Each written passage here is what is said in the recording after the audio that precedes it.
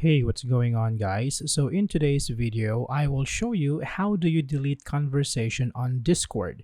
Now, this is going to be quick and easy, so let's start. So first, let's open up Discord, and here I am in direct messages. So to get here, you just have to tap on the top left option here, so it will get you to direct messages.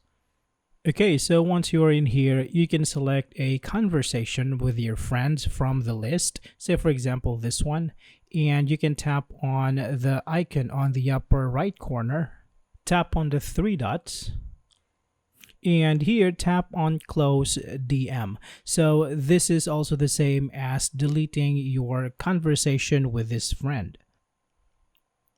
Okay, so now the conversation is removed or deleted. Okay, so that's it for this video guys. Thank you so much for watching, and I will see you in the next one.